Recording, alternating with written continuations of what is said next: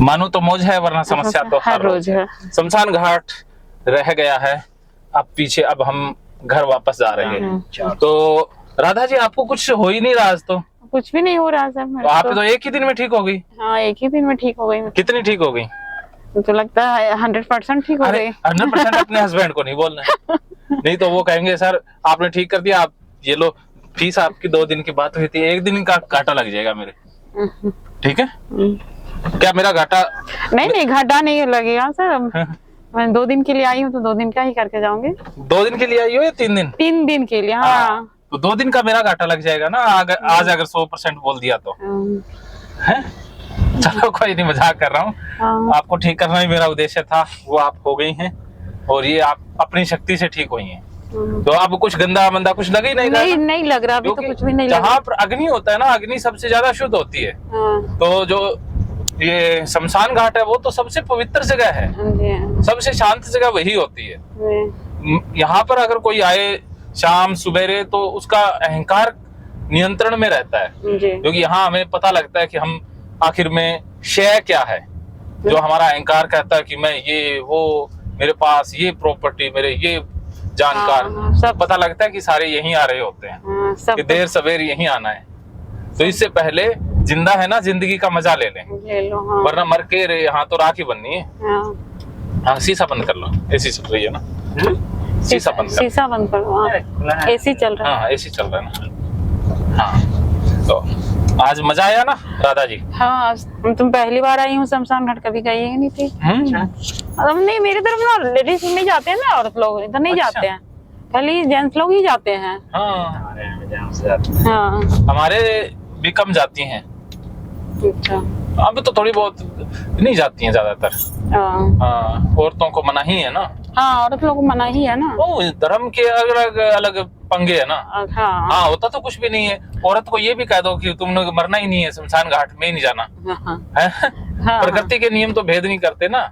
जब औरत मरती है तो उसको जलाने क्यों ले जाते हैं? जलाने क्यों ले जाते हैं? उसको तो जलाएंगे ही नहीं, जिंदा ही रखेंगे। तब तो कहते हैं जल्दी करो, कल रात को बैठना ना पड़ जाए।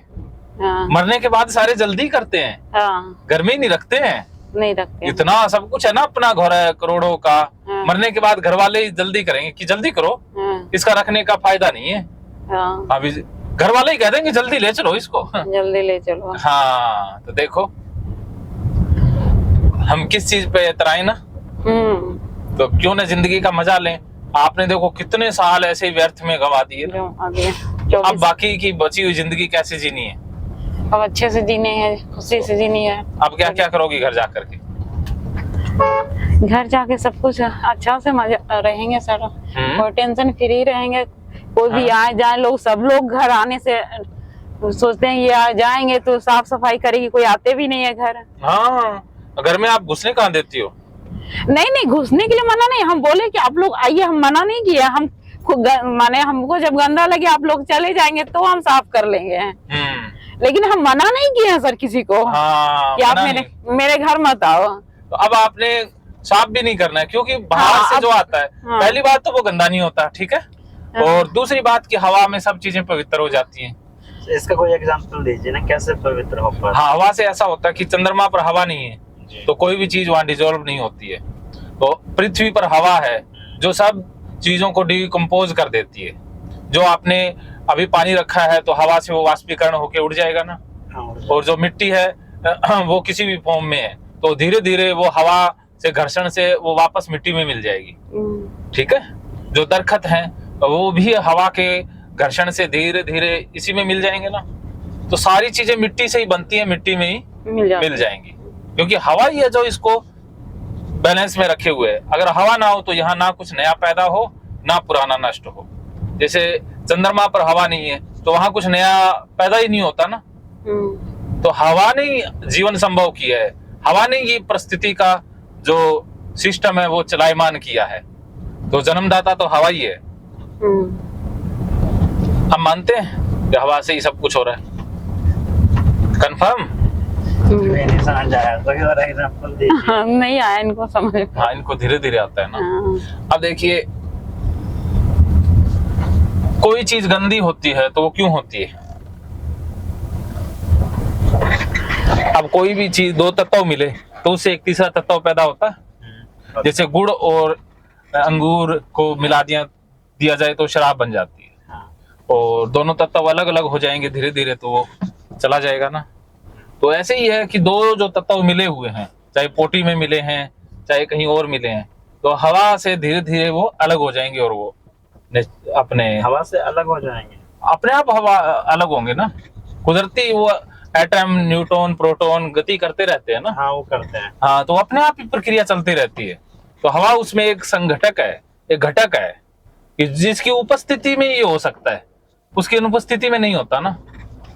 तो हवा एक उपस्थिति कारक है, वो कैटालिटिक एजेंट बोलते हैं इसे, हैं जी। तो ये एजेंट है ना।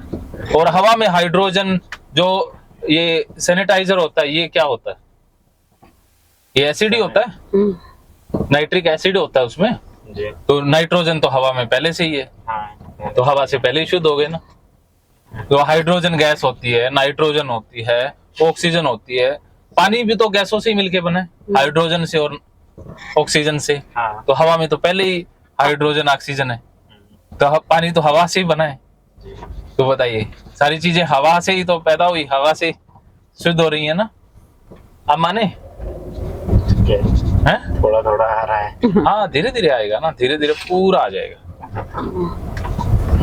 क्योंकि ये प्रकृति का सिस्टम है ना, कोई आपा ने तो बनाया नहीं है। ये तो आज से नहीं, हजारों सालों से बना हुआ है, अरबों सालों से, जब से सृष्टि शुरू हुई है।